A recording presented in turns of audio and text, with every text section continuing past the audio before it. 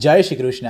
તમને યાદ હોય તો આપણે પંઢરપુર બેઠકના સમયે વાત કરી હતી કે જ્યારે મહાપ્રભુજી પંઢરપુર પધાર્યા ત્યારે વિઠ્ઠલનાથ ભગવાને પોતે એમને વિવાહ કરવાની આજ્ઞા કરી અને કહ્યું હતું કે હું પોતે આપના ત્યાં પુત્ર રૂપે પ્રગટ થઈશ.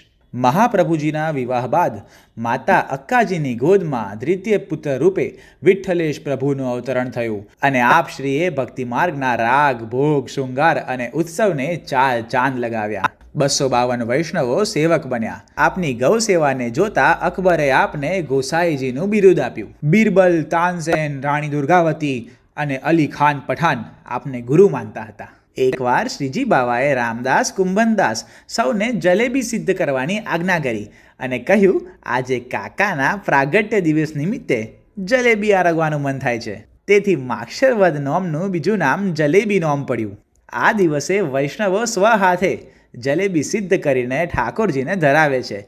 તો બોલો શ્રી વિઠ્ઠલનાથ કી જય, આજ કે આનંદ કી જય. આ સાથે જ શ્રી યમુનાજીના સાનિધ્યમાં હસ્તરેખા, જન્માક્ષર અને ફોટો દ્વારા જીવનની કોઈ પણ સમસ્યાના કાયમી સમાધાન માટે આજે જ વ્યાસજી મહારાજનો સંપર્ક કરો. સર્વ વૈષ્ણવને જય શ્રી કૃષ્ણ. પુષ્ટિ માર્ગીય અવશ્ય મળો.